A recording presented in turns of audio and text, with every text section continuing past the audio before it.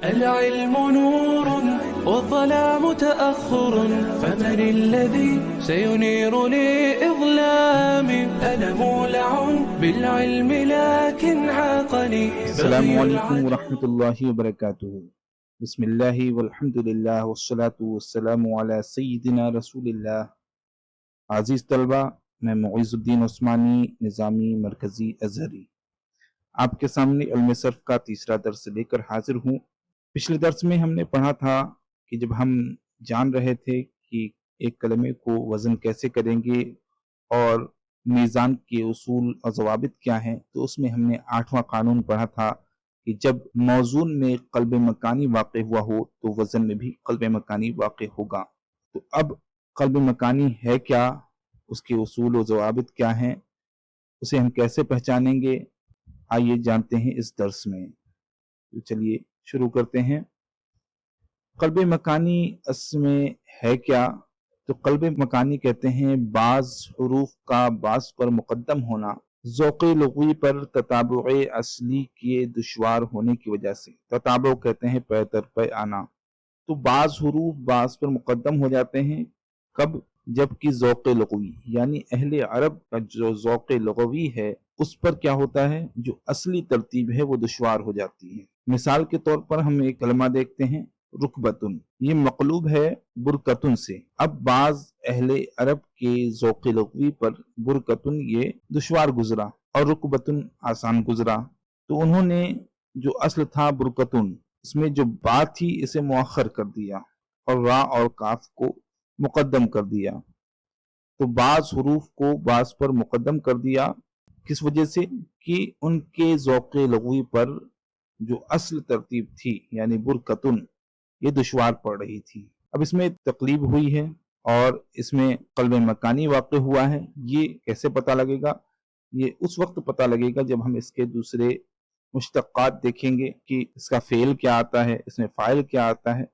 تو ہم دیکھیں گے کہ اس کا فعل آتا ہے برکا یا برکو، لہٰذا اس میں با را اور کاف پر مقدم ہے، رکبتن میں با را اور کاف سے مؤخر ہے۔ لہٰذا اور بھی ضوابط ہیں قلب مکانی کے پتہ کرنے کے، آئیے دیکھتے ہیں کہ قلب مکانی کی معرفت کیسے ہوگی۔ کسی کلمے میں قلب مکانی واقع ہوا ہے یہ ہمیں کیسے پتہ لگے گا؟ اس کے 3 پہچاننے کے طریقے ہیں۔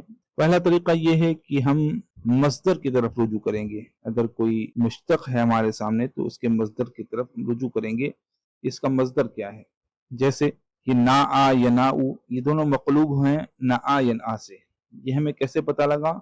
کہ ہم جب نا آ یناؤ کا مصدر دیکھنے لگے تو ہمیں پتہ چلا کہ اس کا مصدر ہے النعیو، جس میں حمزہ یا پر مقدم ہے اور یا آخر میں ہے، لہٰذا ہمیں پتہ لگ گیا کہ نعا اور ینعا سے نعا اور یناؤ مقلوب ہوا ہے، کیونکہ اس کا مصدر دونوں کا ہی مصدر النعیو آتا ہے۔ دوسرا طریقہ یہ ہے کہ ہم دوسرے مشتقات کی طرف جو ہے ہم رجوع کریں، اشتقاق کو دیکھیں۔ اب اس کی مثال لے لیتے ہیں، جیسے کہ ہادی، یہ ہادی مقلوب ہے واحد سے۔ اس کی دلیل کیا ہے کہ ہم نے جب دوسرے مشتقات کو دیکھا تو ہم نے پایا توحید، توحد، وحد، واحد سے یہ مقلوب ہے۔ اب اس سے ہم کو ایک چیز یہ پتہ لگی کہ ضروری نہیں کہ مقلوب جو ہے وہی استعمال میں رہے۔ بہت ممکن ہے کہ مقلوب اور مقلوب عنہ یعنی جس سے قلب کیا گیا ہے، جس سے قلب مکانی کر کے ہم نے دوسرا کلمہ بنایا ہے، وہ بھی مستعمل ہو۔ جیسے واحد بھی مستعمل ہے، اور جب ہم 11 نمبر پر جاتے ہیں تو ہم کہتے ہیں حادی عشر، واحد عشر نہیں کہتے ہیں بلکہ حادی عشر کہتے ہیں۔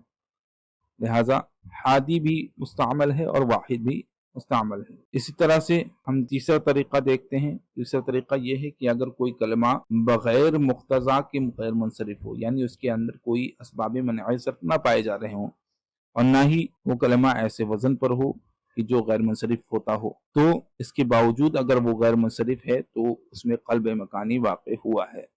جیسے لفظ اشیاء لیجیے، اشیاء یہ غیر منصرف ہے، باوجود اس کے کہ یہ ان صیغوں میں سے بھی نہیں ہے جو غیر منصرف ہوتے ہیں، اور نہ ہی اس میں اسباب منع صرف میں سے 2 اسباب موجود ہیں۔ لہٰذا اس کے باوجود جب ہم نے اس کو غیر منصرف دیکھا تو اس میں تتبع تلاش کی تو پتہ لگا کہ یہ فعلاء کے وزن پر اس میں جمع ہے۔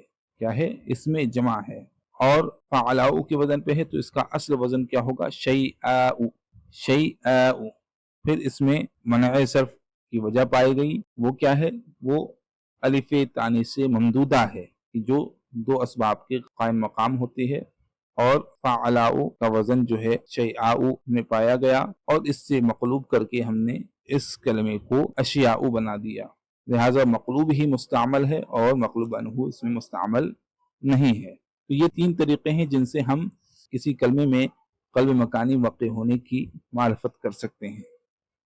آئیے کچھ مثالیں اور دیکھ لیتے ہیں کہ قلب مکانی کی کچھ مثالیں ایک ٹیبل میں دیکھ لیتے ہیں تاکہ ہمیں اچھی طرح سے سمجھ میں آ جائے۔ پہلی مثال ایسا، کلمہ آئے ایسا یہ مقلوب ہے یا آسا سے، کیوں؟ کیونکہ اس کا مصدر الیأسو آتا ہے، یا آسا اور ایسا دونوں کا مصدر کیا آئے گا؟ الیأسو آئے گا، اور یأسو میں حمزہ متوسط ہے، یعنی پتہ لگا کہ اس کے عین کلمہ کو مقدم کر دیا گیا ہے فا کلمہ پر، اس میں قلب مکانی واقع ہوا ہے۔ تو ایسا کوئی وزن پوچھے گا تو ہم کہیں گے کہ ایسا بروزن افعلہ ہے، اس سے پتہ لگ جائے گا کہ اس کلمے میں قلب مکانی واقع ہوا ہے اور حمزہ کو بیچ سے اٹھا کر شروع میں لے آئے ہیں۔ دوسری مثال دیکھیں، رکبتن، یہ مقلوب ہے برکتن سے، جیسا کہ ہم نے پہلے دیکھا تھا۔ اس کی دلیل کیا تھی؟ دلیل قلب کہ ہم نے اس کے مشتق کو دیکھا، فعل کو دیکھا کہ اس کا فعل آتا ہے برکا، جس میں با مقدم ہے را اور کاف پر، اور رکبتن میں با مؤخر ہے را اور کاف سے۔ تو ہمیں پتہ لگا کہ یہاں پر فا کلمہ کو مؤخر کر دیا گیا ہے عین اور لام کلمہ سے، لہذا اس کا وزن ہوگا علفتن، رکبتن کا وزن علفتن، تاکہ پتہ لگ جائے کہ اس میں قلب مکانی واقع ہوا ہے۔ تیسری مثال اشیاء کی، کہ یہ مقلوب ہے شیئاء سے، اس کی دلیل یہ ہے کہ یہ بغیر کسی مقتضا کی غیر منصرف تھا، لہٰذا اس میں ہم نے غور و فکر کیا تو ہم نے پایا کہ یہ اس میں جمع ہے فعلاء کے وزن پر، لہٰذا اس میں حمزہ جو ہے یا کے بعد والا اسے مقدم کر دیا گیا ہے فا کلمے پر یعنی شین پر، اور یہ ہو گیا ہے اشیاء، لہٰذا اشیاء کا وزن کیا ہوگا؟ لفعاء۔ اشیاء کا وزن فعلاء نہیں ہے بلکہ لفعاء۔ آج کا درس یہی تمام ہوتا ہے کہ ہم نے قلب مکانی کو سمجھا کہ قلب مکانی کیا ہے، اس کے پہچاننے کے طریقے کیا ہیں۔ اللہم علمنا ما ينفعنا وانفعنا بما علمتنا سبحانك لا علم لنا الا ما علمتنا انك انت العزیز الحکیم۔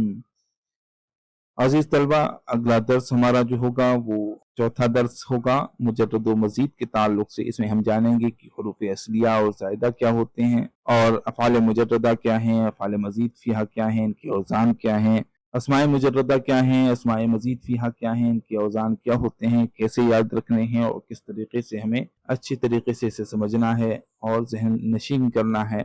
ایک نئے طریقے سے ہم سیکھیں گے انشاءاللہ تعالی۔ آپ سبھی حضرات مستعد ہو کر اور حضور ذہنی کے ساتھ ان دروس کو سماعت کریں اور انہیں یاد کریں۔ اللہ تعالی ہمارے علم و عمل میں برکتیں عطا فرمائے۔ وصلی اللہ تعالی علی سیدنا مولانا محمد، والسلام علیکم ورحمۃ اللہ وبرکاتہ۔ العلم نور والظلام تأخر، فمن الذي سينير لإظلامي؟ أنا مولع بالعلم لكن عاقني بغي العدو يحد من إقدامي.